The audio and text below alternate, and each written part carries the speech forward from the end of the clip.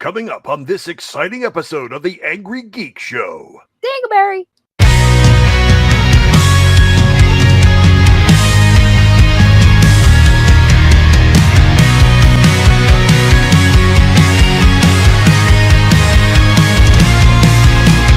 Comic books stacked, games on the screen, talking about the heroes and the ones in between. From Gotham to the stars, through the multiverse they go. It's nerd life loud on the Angry Geek Show. They're angry, they're geeky, they're breaking it down. From cosplay queens to legends in town. Grab your popcorn, let your fandom flow. It's time to tune in to the Angry Geek Show. Superman debates, Boba Fett's jetpack. Marvel versus DC, no holding back. Con floor interviews, hot takes they throw. They'll nerd out with you on the Angry Geek Show. They're angry, they're geeky, they're breaking it down. Legends, creators, the best all around.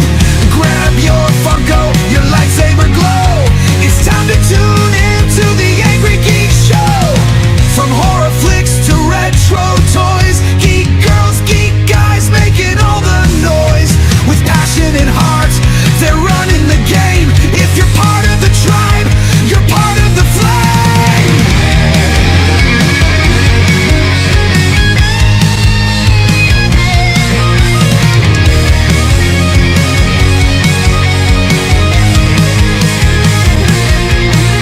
They're angry, they're geeky, they're breaking it down.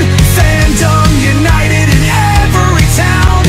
Con to con, let the good vibes grow. All hail the kingdom of the Angry Geek Show.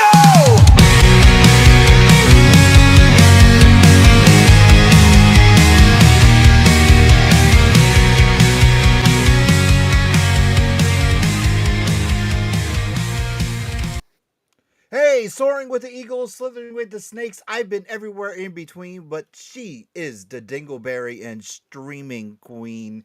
We are the Angry Geeks, and welcome to this Monday night. And we got, hey, he didn't even wait for his intro. He's right on stage with us, the one and only David Pepose, Speed Racer, dude. Hi. My God, all right, you're gonna be here for the whole thing now. My whole thing. So see, Sophia and I, we're going to talk about what happened over the weekend, but you're going to sit here, hang out with us. I got so much to talk about with Speed Racer, dude. Thank Sure. you so much for being on. But first, Dave, you know what? You're here. Dave, did you buy any toys over the weekend? Did you get any cool comics? Did you do anything cool? Let's see, what did I do this weekend? I worked on a script most of the weekend. Trying to think what else I did. Yeah, I'm reading books every week, so I think, what did I read last week? Of course, I picked up Ultimate Spider-Man and Ultimates. You know what, let me look at my list of what I picked up this week. Yeah, I mean, I'm a Wednesday warrior. I'm always trying to keep up with everything going on. I read Superman Unlimited. I checked out Godzilla Escape the Dead Zone, which is a favorite. I really like that one a lot. Jason Aaron concluding his run on Turtles. Picked that up. G.I. Joe, Joshua Williamson's doing such a great job on it. Battle Beast is super fun. Just scrolling through. Spider-Man, I've been really enjoying, especially Spider-Man in Space. Unbreakable X-Men was really neat. So yeah, I mean, it's been a great time to be a comics fan, as it is all the time. But yes, those are the books I'm sort of picking up each and every week. All right, you didn't buy any toys or anything? No video No games? toys. No toys. Oh, no toys. Okay. I don't have room in my apartment. I got too much stuff already. Maybe I'll treat myself to something fun in a few weeks. No room? Nice. Sophia, Yes. we played Friday night, but then you were getting scared Saturday night, so Jar Jar and I played with one of our mods on Saturday night. We got our butts kicked without you because we need you. We need you when we go into battle because the little 12-year-olds kill us all the time. Where were you? I was We playing a needed quiet you. place. I know, but God, I know. Dave, I don't know if you're a gamer or anything, but the 12-year-olds, they beat the crap out of us when we play Fortnite. We do have a lot of comments that I want to catch up on real quick. All right, yeah, really quick. Real quick. So we got Mrs. Raver and Jason in the UK. Thank you for the lurk. Savet Hans. Yes, thank you. Seven Hans, Ashton, thank you. thank you for the lurk as well. Guy Brusha says hello, Sophia and Lewis. Dingleberry. Dingleberry. Hey, how come I'm not seeing the comments? They pulling up? Yes. Oh, okay. I'm supposed to there- click on them. My bad. Okay, so Mango says hello. Sorry. Mango says hello, Jar Jar. I'll give you Oh. 3 guesses who didn't call me today in the first 2 who don't count. My brother. By the power of Grayskull.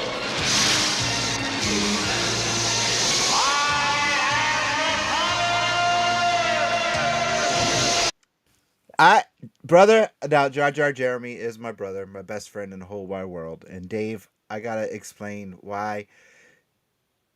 Jeremy, I was listening to the Lone Ranger, old time radio. I gotta tell you. So I forgot.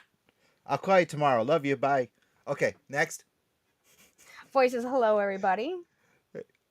Jar Jar says, "Are you sad the Ultimate Universe is ending again?" That's for you, Dave. Yeah, I'd say so. I think those are great comics. I'd love to see them go as long as the creators involved want to do them. So it is one of those like don't cry because it's over, smile because it happened. But yeah, I am a little bummed. I think they could tell Hickman and Dennis Camp and Peach Momoko and Chris Condon. I think they and Brian Edward Hill. They're a great crew, and I'm excited to see what they're up to next. But they really were kind of a real machine working together. All right, and Jar Jar also wanted to know if there's anything you don't read. I'm sure there is. I'm sure some stuff falls through the cracks, or there are things that like I don't know enough about to catch up on, but I try to read about as much as I can, and just because I want to know what else is going on, and I want to be up to speed on what everybody's doing. But yeah, I'm sure there's a few things that fall in the cracks. You can only get so many comics in a week. Okay. All right. Guy says Sophia is a battle master. Yeah. Well, is that a play on the comic book or is that a play on? I think on video games. On Jar Jar video says, games. You guys got 2 victories. Oh no, he got 2 victories today on Fortnite. Nice. I'm gonna be gaming after this show. Joe McDonald I'm says, gonna go to sleep. Hey, hey kids, big fan of David's Space Ghost. Thank you. Oh, we're gonna be talking about that as well. But the main thing I want to talk about is definitely Speed Racer because after free comic book day and I read issue 0, I was definitely hooked. So I want to talk to Dave about that. Sophia, did you get anything over the weekend? No, I chilled at home and streamed all weekend. So nothing fancy schmancy. You had an 11-hour stream day. I did. 11 hours. Mm-hmm. Dave, you look like Chris Pratt. I just wanted to get that out there. That's kind of you. Sure, I'll take it. I wish I had his paycheck. But I was like, dude, I'm gonna tell everyone that we had Chris Pratt on. I'm gonna change his name to Chris Pratt. And yeah, I got what did I get this weekend? I got another wristband. And United States Championship belt. And I was just doing a lot of crafting that stuff. What is it?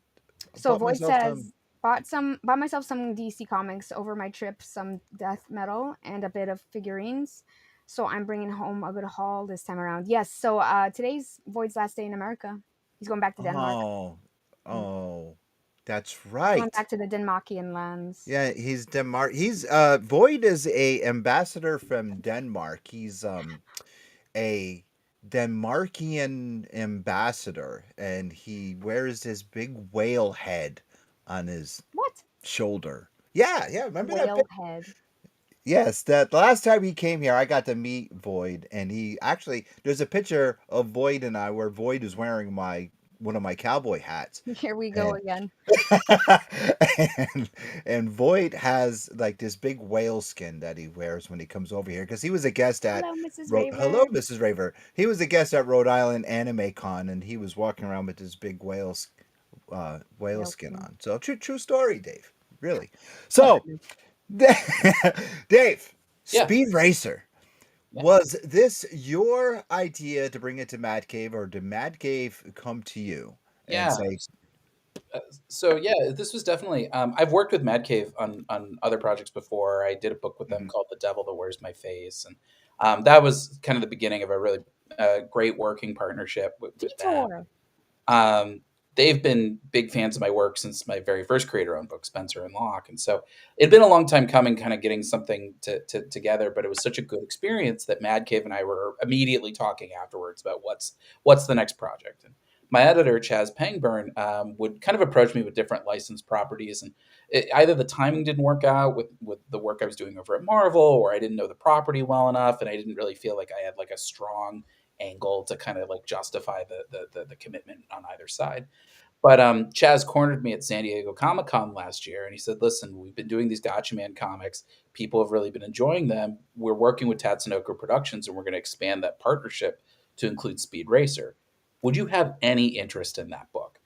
And up until like 30 seconds prior, I'd never considered a Speed Racer book. But as soon as the words left his mouth, I I could immediately imagine what that book was going to look like, and I could the wheels were already kind of turning in my head. In particular, I love writing car chases in comics, and I've done that in almost every book that I can fit them in. I love the challenge of being able to convey like the speed and intensity and motion in a static medium like comics. And so the idea of being able to do a 16 issue run where we could have car chases in every issue, I knew I was never going to get that opportunity again. And so I told Chaz pretty much immediately. I was like, "Yeah, I could do that. That'd be great." And then I cornered Mark London, our editor in chief, or our publisher, I should say, and Mike Martz, our editor in chief, and I said, "You guys have to give me this book. I really want to do this. I think we could do something really neat." And so I actually pitched it, kind of the bones of it right there is Rocky and race car, mhm. and the idea of Speed having to win the Formula X World Championship because he needs to pay for his father Pops's heart transplant. And yeah, so I wound up watching every episode to really kind of like get to know the mythology a little bit better and figure out like what are characters that I can use to populate the series. But yeah, we've been working on this now about a year so far, and I just turned in my script for issue 7, so I'm about to hit about like the halfway point on sort of my planned run on that. But it's been just such a wonderful book, and I'm working with such an amazing team. David Tinto, in particular, is just such a spectacular artist, and he really understands the assignment, and he really kind of imbues this book with its own unique kind of energy and fun. And so, yeah, it's been a real treat to get to work on this book and to be able to sort of bring Speed Racer to a whole new audience. And just seeing the response to it, really, it means a lot to me as a writer, for sure. Well, when I read the Hmm. Free Comic Book Day issue, Yeah. I was like, the feel of the book, the look of the book, it brought me to the very first Fast and the Furious movie, the good Yeah. one. Yeah. The very first. I was like, dude, this book, lightning in a bottle. This is gonna be awesome. This is gonna be an awesome run. This is like, it brought me. This is straight up Fast and the Furious, and it was like the very first movie, and I was hooked Thank from you. right there. You knocked it out of the park, bro, and Thank I loved it. And I was like, well, I'm gonna take 2 for me and 1 for Sophia, and I was like, here you go. This is like fantastic stuff. Thank How you. who put together the full team? Because like Buddy Yeah. Bedoin, he's a friend of ours. Oh, So Buddy's how great. did yeah how did Um, you put this team together? Did the team approach you? Did you put the team together? so it really kind of came in collaboration with my editor, Chaz Pangburn. Chaz is really given us a lot of latitude on this book. Like he really is. He's the one sort of making sure that he's herding all the cats. So I know it's a thankless job for him. And he's sort of our interface with the licensor, but also, he's sort of the one who interfaces with Mad Cave proper in terms of figuring out like what's the budget on the book and who's available. And so Chaz and I, we talked kind of early on about like who are some people that might be a good fit for this book at the various different kind of roles in it. And David Tinto and I actually worked together on a short over at Marvel a few years back. I was doing an arc on Avengers Unlimited for the Marvel Unlimited app, and He and I did a Captain Marvel and She-Hulk chapter together, and I was so impressed with the level of energy and expressiveness that he brought to the book.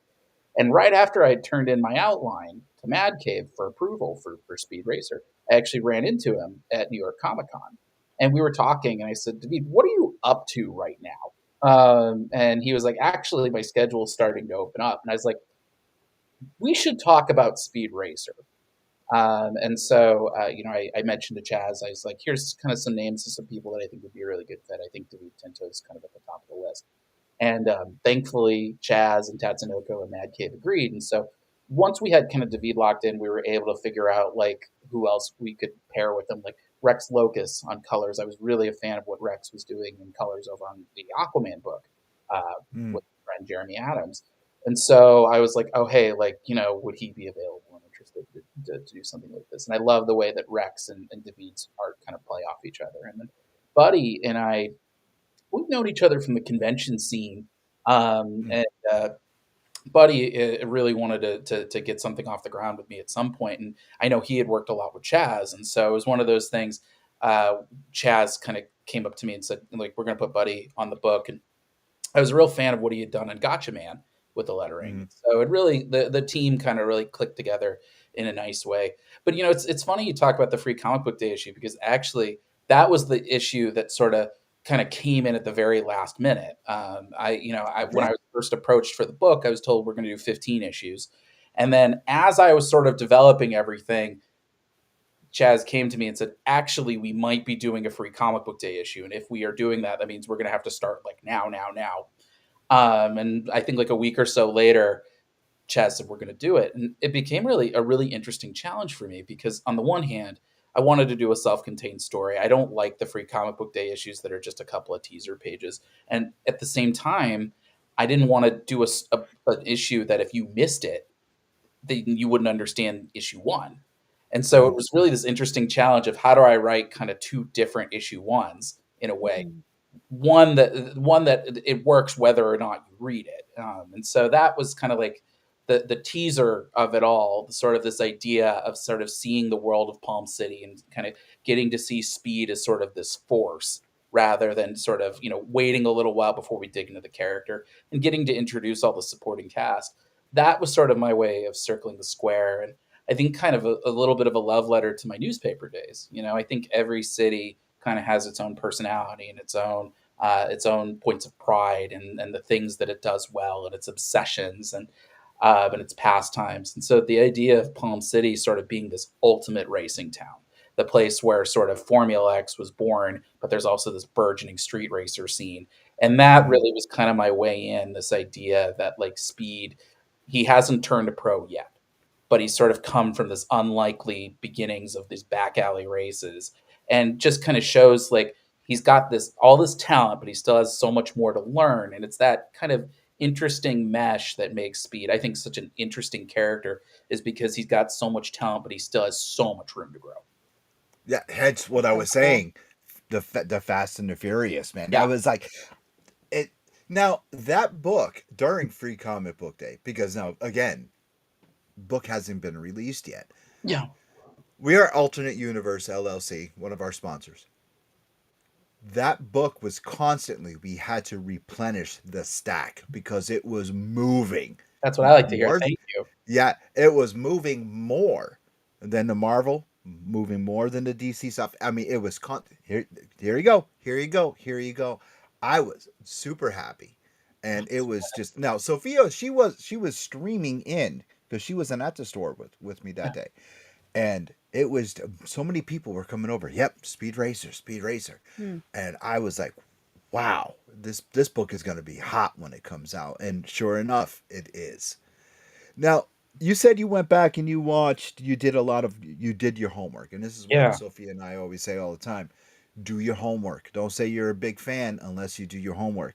Yeah. Was it just the original series that you watched, or did you watch that crappy reboot? Because that crappy reboot was awful. It's one of those things. The Speed Racer rights are a little bit complicated, and so really, it was very much, I was told from the beginning, you can draw from the original anime and you can draw from the original manga, but that's sort of what Tatsunoko has the rights to. So Things like the reboot cartoon, things like the Speed Racer movie. Those things are off Ooh. limits to me.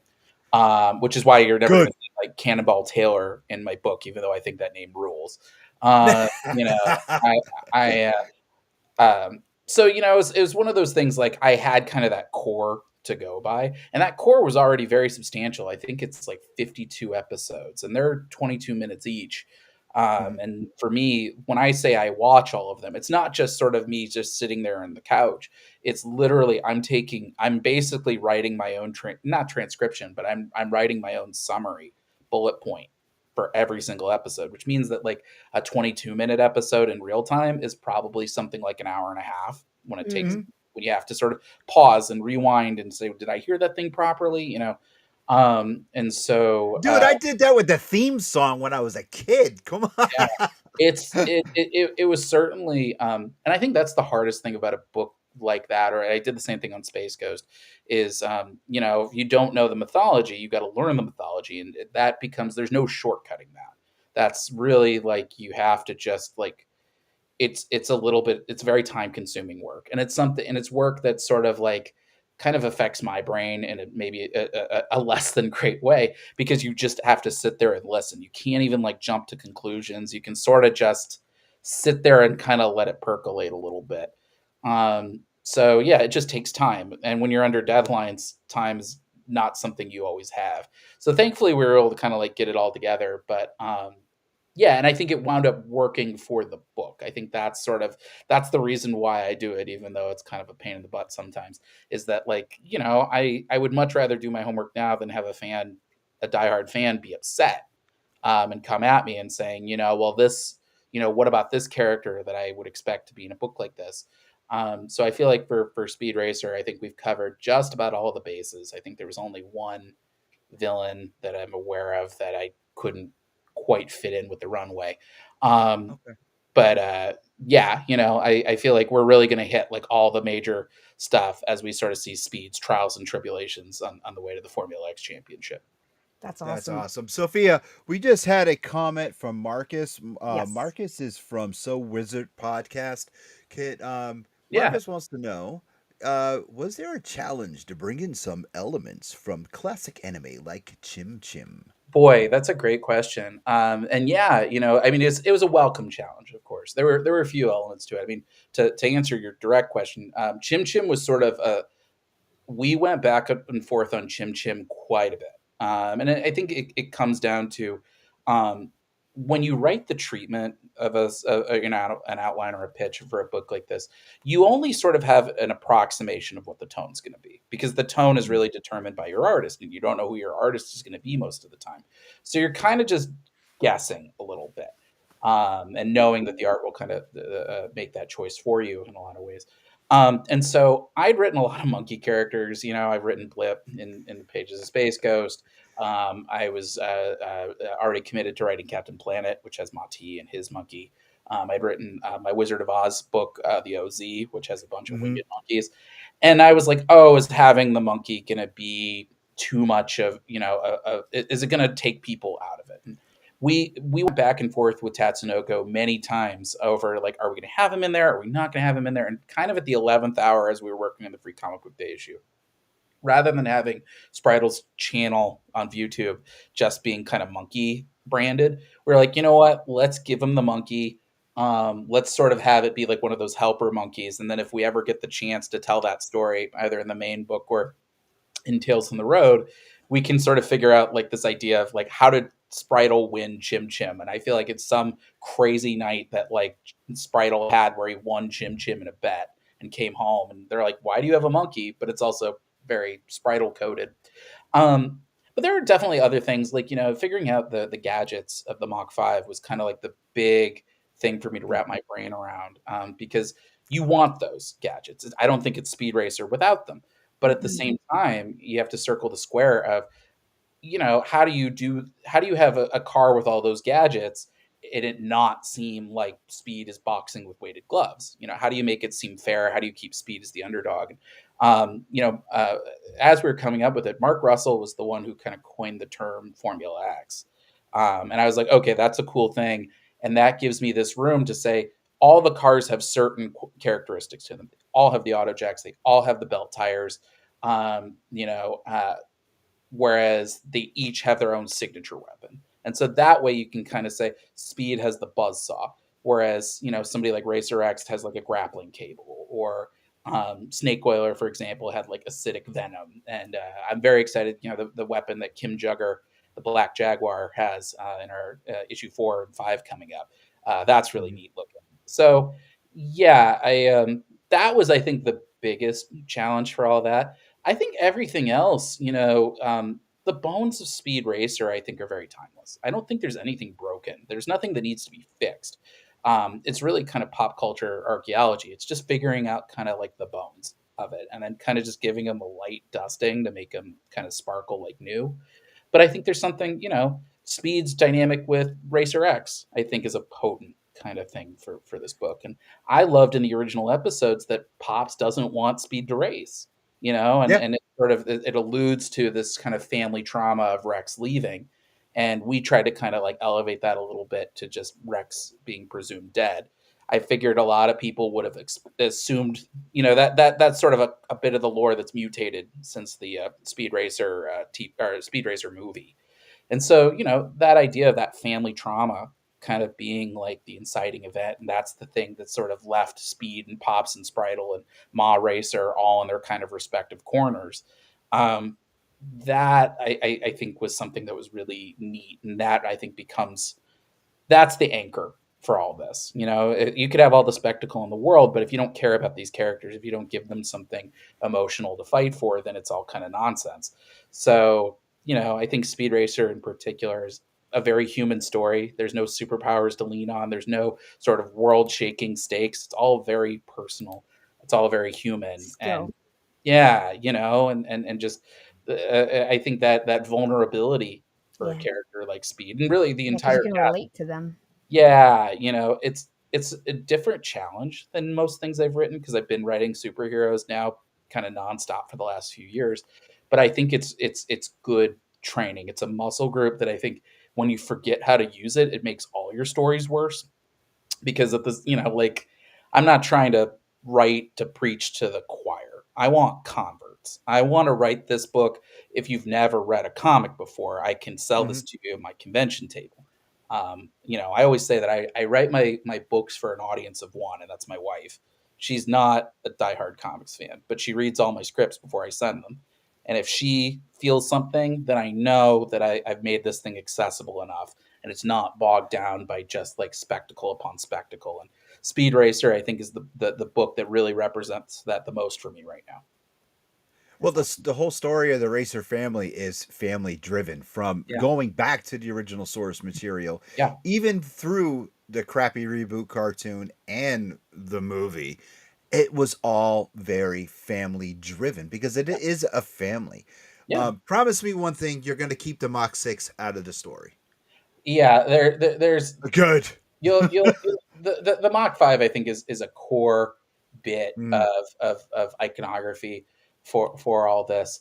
But you know, it's one of those things that, like, you'll see, like, the idea of design and skill sort of, you know, being two sides of the same coin. That's something that's going to pop up as a theme throughout the whole series. You know, this idea of, like, you know, I guess I can give you guys like a little tease. We haven't solicited it yet, but issues 6 and 7 are going to be our big GRX engine two-parter. And this idea, I pitched it as sort of like Creed 2.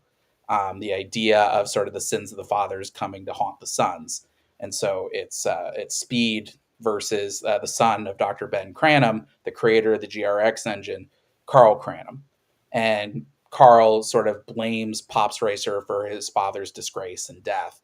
And he's going to get revenge on the Racer family by any means necessary, using sort of this dangerous, unstable engine known as the GRX. And, you know, that is going to become, like, I think, a big thing for Speed, is that, like, he's going to finally face a problem that he can't just muscle his way out of. And so he's going to have to actually use his head. And so, like, things like that, like, I think are really fun. And so it's one of those things that I think the Mach 5, I want it to stay as consistent as I can. So that way, like, people have like a good foundation to kind of lean on, and also that way, like, we can't just bail Speed out of trouble by giving them just like random upgrades all the time. Mhm.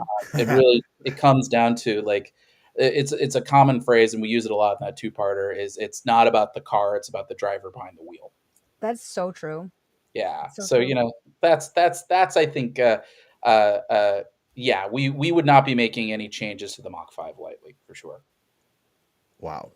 All right. Hey, I got another question, but we got to pay some bills. We'll be right back, and keep that in mind about the GRX, and I got to know about that. We got to pay some bills. Dingleberry time! Dingleberry!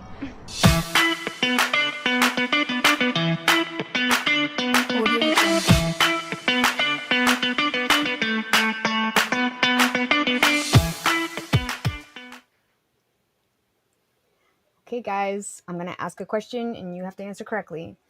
The question is: in Ant-Man, what animal did Darren Cross unsuccessfully shrink? Oh, crap. I didn't. Oh, man. Crap, I didn't really like Ant-Man, the first one. I'm sorry. Ah, look at Davis thinking. I'm thinking, but I don't know the answer. My guess Come is on, Chris Pratt. Come on. he wasn't in that movie either. I My know. guess is an ant, but I can't imagine that's right. No. Is chat coming in? You got to see chat's answers too. Do you wanna Was it a cat? I'm gonna say a cat. I don't know. No. A lion. No. Damn. Ah, An animal from the Muppets? No. no. I don't know. I don't know. Wasp? Never watched it. I don't know. No, I don't. Okay. I'm Joe. gonna say. It goes by. Oh, Oh. thanks, Joe. A sheep? It is a sheep. Well, I can't say a sheep. I was wrong because I said a cat. I wouldn't have guessed that. I wouldn't have guessed that at all. It's been a long And time Dave, in that movie. yeah, Dave didn't even give an answer, so we were both. He did. He's Damn an it. ant. Yeah, I Oh. guessed it was an ant. I think it's because I thought he threw one of the discs, of Ant-Man's discs, and missed him and hit one of the ants, but I misremembered all that. I think I'm there was thinking an ant that grew big and they could ride it. Yeah, Yeah. that was. I'm thinking the Thomas the Tank Engine that got bigger. Oh, Been a while And since I've Mango seen the said- movie. Yeah. damn it. It's Hey, okay. question. Yeah, Quiz with Quinzel is brought to you by CH Square Collectibles at 121 Jewett City, the Slater Hill Mall. What does Joe say? Joe says Tales from the Road is in my pile from this past week and we'll get to read it tonight. Oh, thank you. Well, Mark London, our CEO, and Sebastian Paris, they took point on the main story, and I remember reading it at New York Comic Con a few weeks ago, and I remember telling Mark, like, oh, this reminds me of Ultimate Wolverine in the way that, like, Mark really lets the art do a lot of talking in this, and Sebastian is like the perfect person to do this. I think this is Sebastian's best work to date, and he's such an underrated artist. What I wouldn't do to work with him, and then I wrote a nice little backup story with Spritel and Chim Chim with our amazing cover artist Alessio Zono.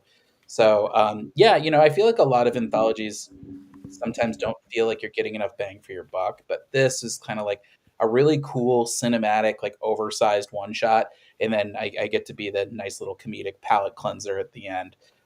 So yeah, definitely check it out. We really appreciate you giving us a shot.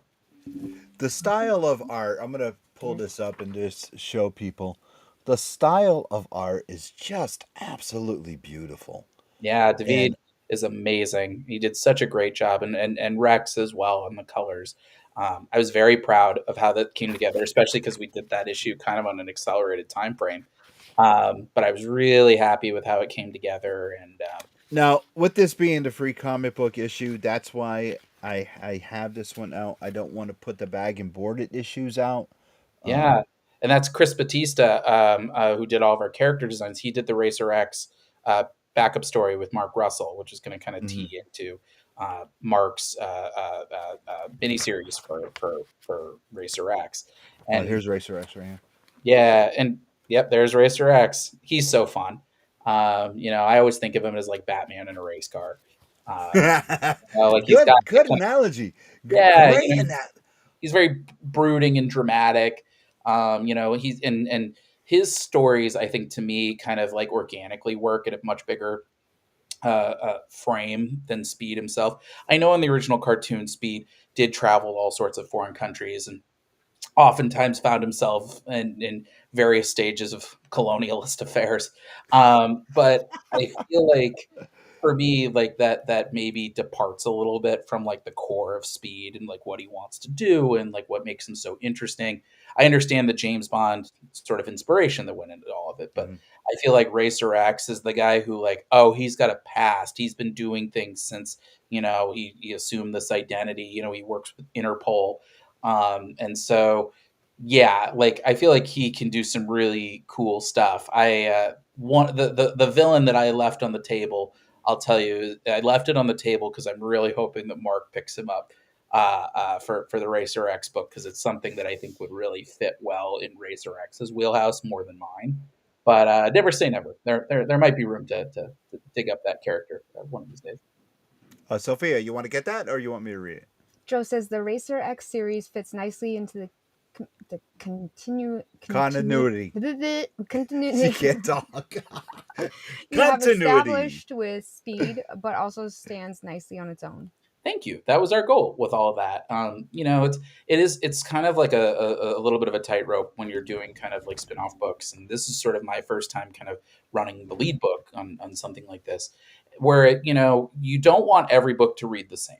You want every book to kind of have its own unique voice and tone and reason for being, but at the same time, you don't want things to feel so divorced from each other that but at the same time, you also don't want to make it that like Speed, that Racer X #1 feels like Speed Racer 2.5, Yeah. or you have to read Speed Racer in order for Racer X to make sense, or vice versa. And so, I think we've been really trying to kind of give all the different creators involved like a lot of latitude to be able to tell their own different flavors of stories, and saying like, here's sort of the guidelines of where I'm going with, the storyline. And I wrote a very detailed 17-page outline when I pitched this book. So that way we could share it with any other writer who's sort of working in this universe to kind of get a sense of which characters I'm using and what the guideposts are.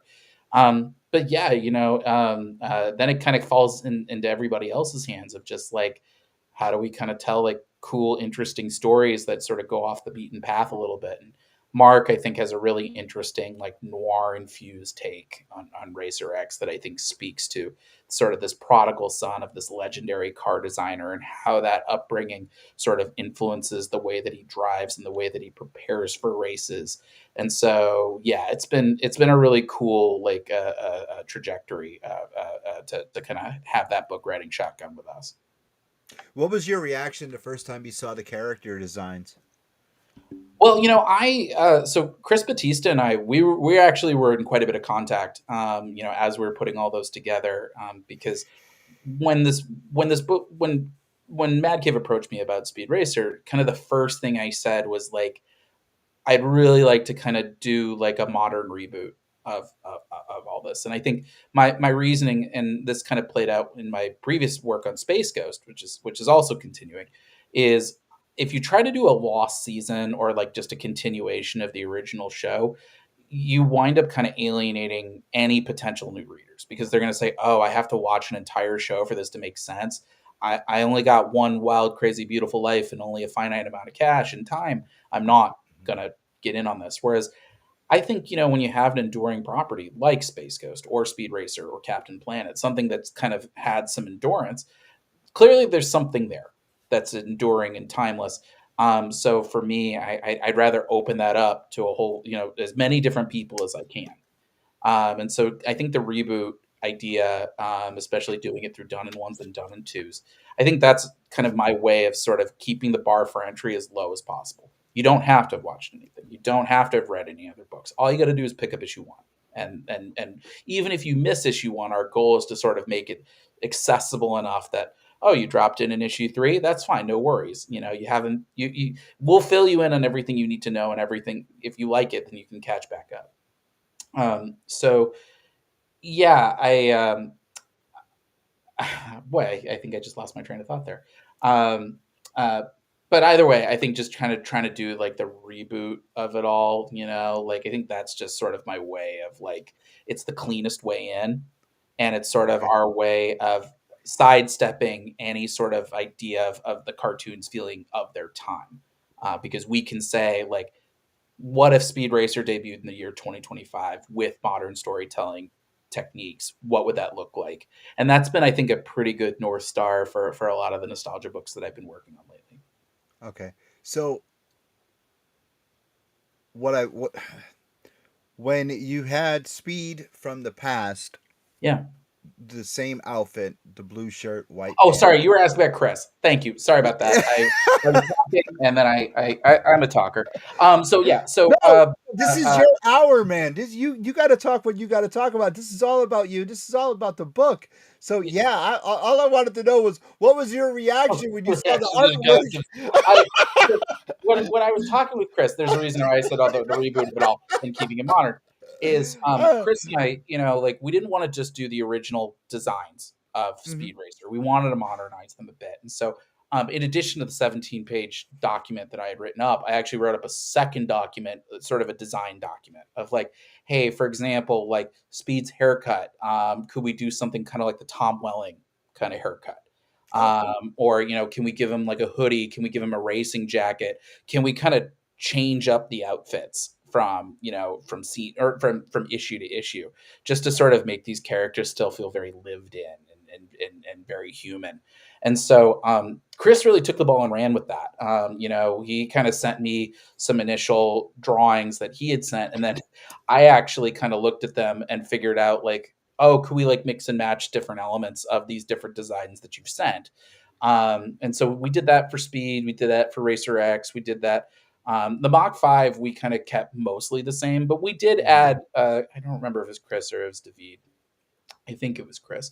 Kind of added in a couple little extra flourishes to that design. Tatsunoko really wanted to encourage us to like say, we want this to feel like its own thing. That this is sort of the comic continuity. It's a brand new thing, like take some risks with it. And so I think Chris really understood the assignment, and seeing those designs, I was like, yeah, okay, this is a character I could really kind of like vibe with. And then seeing the way that David kind of brought those designs to life, particularly at the end of that Zero issue when you see Speed for the first time. I was like, yeah, this is cool. And the great thing about working in a series long term like this is that you see like David getting more and more comfortable with all the characters, and so as a result, he gets to do interesting things with the acting, and you really kind of fall in love with these characters. And I think it's because of the consistency of the art. Okay. Really quick, Sophia is a gearhead. She has a muscle car. Oh, nice. What kind of car? Yes. 2014 Dodge Challenger RT. Oh, that rules. Cool. It's like being in the car with Speed when she drives. We did have a comment. We did have a comment. Well, before we get to our next bill payment. And Joe. We had a comment way back comparing Speed to Sophia's driving. Can you find that comment? I think it was Guy who brought it up. I want it, Dave. There you go. Is riding with Sophia like being in a Speed Racer race? I would have to say yes. Wow. Well, no, it was Guy. Yes, it was Guy. Yes, it definitely. Hey, I'm very tactful. I'm a tactful driver. Yeah, she is. I get to where I need to go quickly. Yes, she does. My wife and I hear her when she pulls into the driveway. That's how loud that car is. It does have an exhaust system on it. So with that being said, Dave, you're going to answer this question for the artist. When they are drawing the Mach 5, do you think that they do the sound effects from the original cartoon when the Mach 5 is using the jacks? Like chunk, chunk, chunk, chunk, chunk, chunk. I mean, I certainly do that when I'm writing. I love using sound effects. I use them all the time.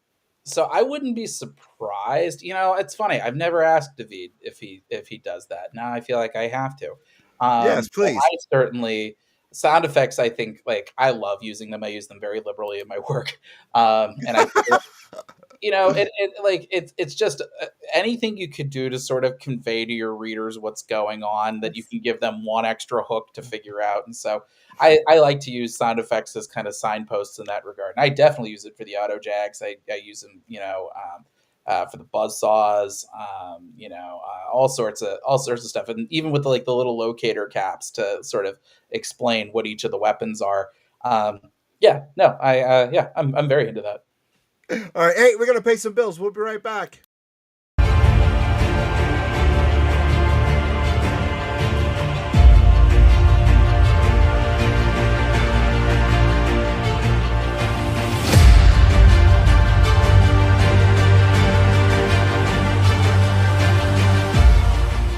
Hey, we were talking about them all night long. Question of the week is brought to us by, as it is every week, Alternate Universe LLC, New Haven and Milford. Milford is our flag store. If you want comics, just contact Eric. If you live in another state like we do, Sophia and I are both in Massachusetts. The store is in Connecticut. Just call Eric, message him. He's a mod through the Angrygeeks website, Angrygeeks Facebook page. Just message him, or go to the Alternate Universe Facebook page, message him, say, hey, I want my comics, and just like Stan Lee used to do back in the day, he will mail you them flat, and he will get you the Speed Racers, all the ones that you want. He will get them to you, mail them flat.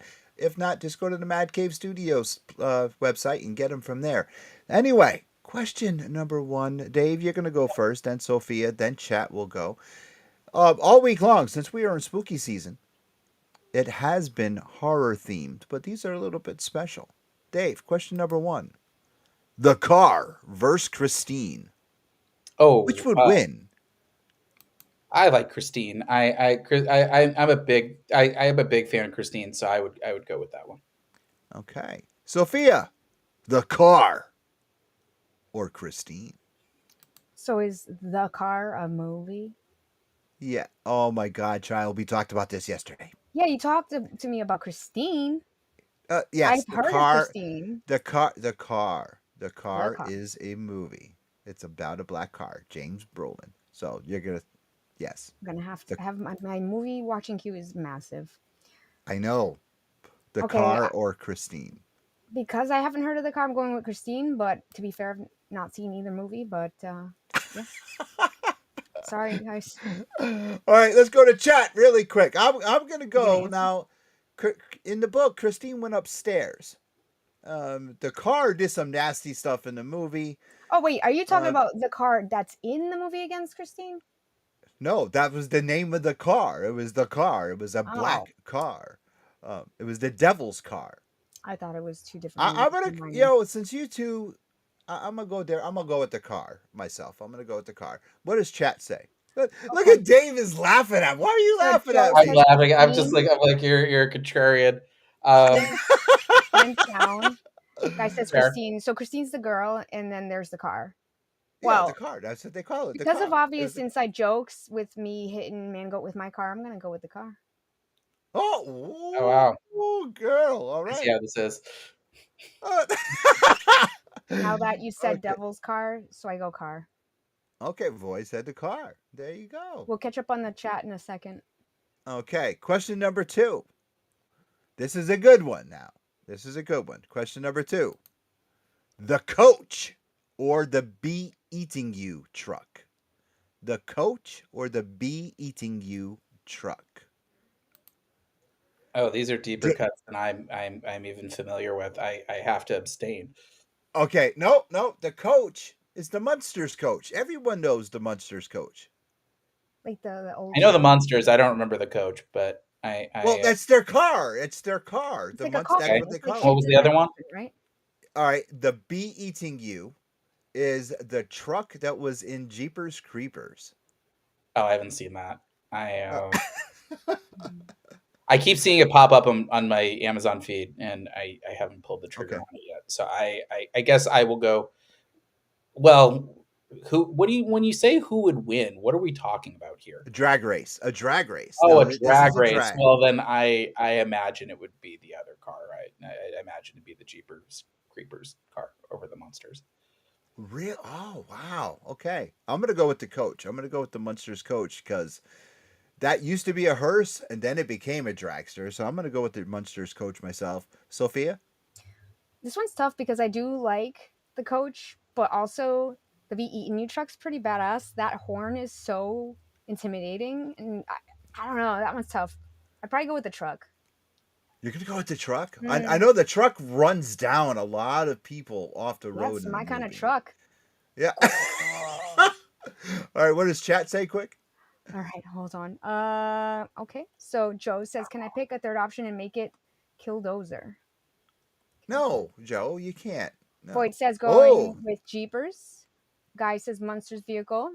And Guy also says, because Grandpa would have a potion to make it go faster. That's fair. well, that was that's fair, but that was what Dracula ended up being when they. Can I catch up with the chat before he gets too far? Yeah, behind? please, really quick. Real quick. Okay, Joe had said earlier, Space Ghost works because it has the characters, but it also as different as Space Ghost Coast to Coast was without the jokes. And then Void says, I would, after this week, choose Sophia as my driver over Alphabet any day of the week. Oh, okay. Man Goat says he would do Christine over the car and then Beating You over the coach. Thank you, Man Goat.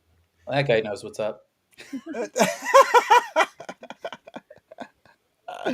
All right. So after Speed Racer is dead in the books, said and Is that done. a spoiler?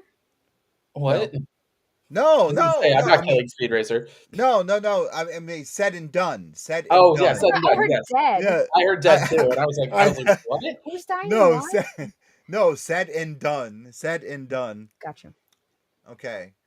What is next? Are we? And then I want to talk about Space Ghost a little bit. Yeah. What is next? What Oh is boy, it's very up in the air. I know I'm going to be doing a third Kickstarter for my self-published book, The OZ. We're planning on doing that. We were going to do it around now, but with the Kickstarter strikes going on, we're going to do that early in New Year, sort of once the post-holiday season, dust is settled. I've got another creator-owned book that I believe I'm going to start working on in 26.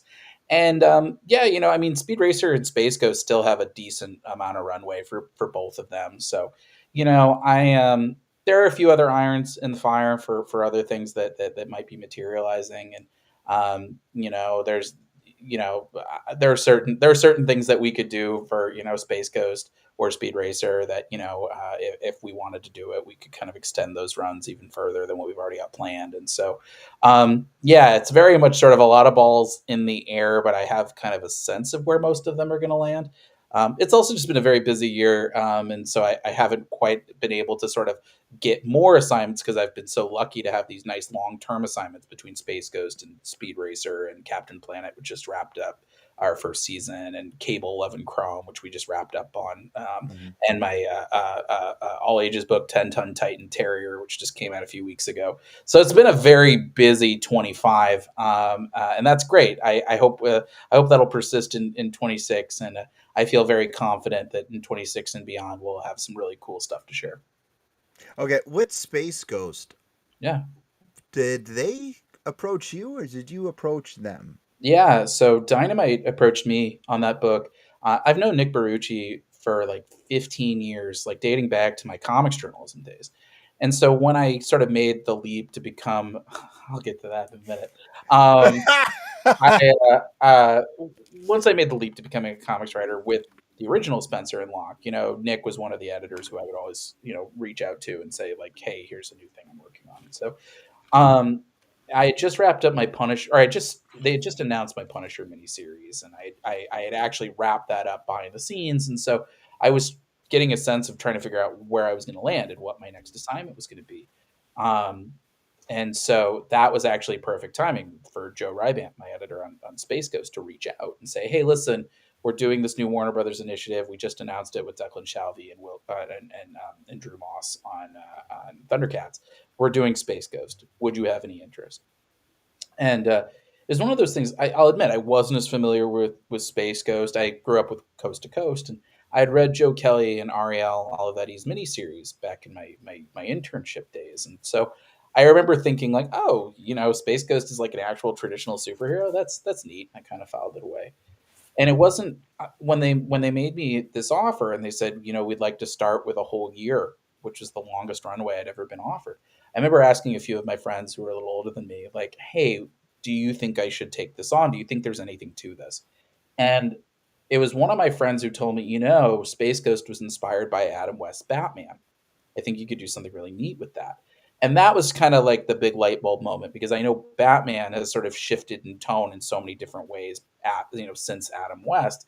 And I realized Space Ghost has done the same thing, and so if you can do sort of this Silver Age Space Ghost, and then you can do this 80s sort of toy revival kind of version of Space Ghost and Space Stars, and then sort of this absurd meta comedy in Coast to Coast, and then this sort of grim Batman Begins sort of standalone origin in 2006. I was like, oh, you can do like a cool modern take on Space Ghost. Sort of my goal was to kind of get somewhere in that sweet spot between Batman The Long Halloween and Batman the Animated Series. And I was really kind of able to take a lot of the lessons that I had picked up in Marvel, and things that I had learned and things I wanted to do but never had the runway to do, knowing that I had a year on Space Ghost and that I was able to kind of twist my publisher's arm and say, can you get me an annual in there, making it 13. So that really kind of allowed me to test a theory, this idea of doing primarily done in one stories, and then sort of having these big two-parters so you could really leverage the power of a cliffhanger when you really needed it. And sort of being able to scaffold that idea with, sort of populating the Council of Doom issue by issue. But also, I think, as I watched the original cartoon, realizing how important Jan and Jace were to that mythology, that you meet Jan and Jace in the first episode before you meet Space Ghost. They're the point of view characters in the same way that Kitty Pryde was the point of view character when she debuted in X-Men. And that really kind of opened the whole thing up for me, this idea of sort of these two orphans being picked up by a widower, and sort of how they kind of like heal each other and make each other better as this found family. Sort of like Dr. Grant and Tim and Lex, their arc in the original Jurassic Park. Mm-hmm. That became sort of the emotional spine underneath all the action for Space Ghost. And, it's been such a joy to write that book. And I think a little more autobiographical than I realized. Not that I like fight criminals in space, and not that like my home planet was wiped out by pirates, but I think it really speaks to my younger siblings are triplets.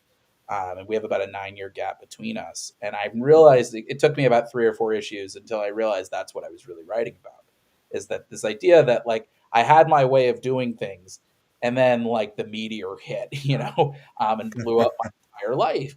And at first it's very disorienting, and you're sort of having to scramble. I'm starting to, I remember the day I started counting everything in threes, but it sort of rewires your brain. It reworks your life to be this, this wonderful experience. You really do become, you have to live your life for something bigger than just yourself. And how can you sort of have this kind of grim, brooding demeanor like Space Ghost when you've got these two effervescent kids just flying around in jetpacks all the time? They're going to make him a better person, whether he likes it or not. And that really, I think, became the heart of Space Ghost, sort of this found family dynamic. And I think being able to juggle that and sort of the villain of the month, that I think has been sort of the formula for our success. I never expected that book to take off quite as hard as it did.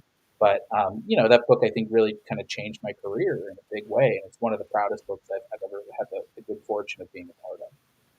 That's amazing. David, thank you so much for being on. Please tell our audience that are listening and viewing on Pod TV and across social media where they can find you. Yeah, you can follow me on Twitter, Instagram, and Blue Sky at Pepose D. It's just my last name and first initial. David Pepose Comics on Facebook. You can also visit my website, davidpepose.com, or subscribe to my newsletter, Pep Talks, at bit.ly/pepnews. And there you go. Right there. Man, go. Thank you. Our mod always doing his job. Look at that. Sophia, tell everyone where they can find the Stream Queen of New England and where they can find us each and every week. Okay, you can find me on all the platforms at Sophia Cormier, TikTok, Twitch, Twitter, YouTube, Instagram, Facebook, Blue Sky. And you can find the Angry Geeks on the same platforms and the angrygeeksshow.com. Hey, you can find us pretty soon at Rhode Island Comic Con. I'm going to be hitting the stage. I'm emceeing all weekend long. Sophia and I will be live streaming from the after party. And our little girl, she's all grown up. She's going to be moderating her first panel all by herself. Can you dig it? Oh, my Lord. Anyway, come see us, Rhode Island Comic Con. And we'll see you guys Thursday night for another episode of the Angry Geeks. Once again, we want to thank Dave. Dave, hang out for a second. We'll see you backstage. Bye, guys.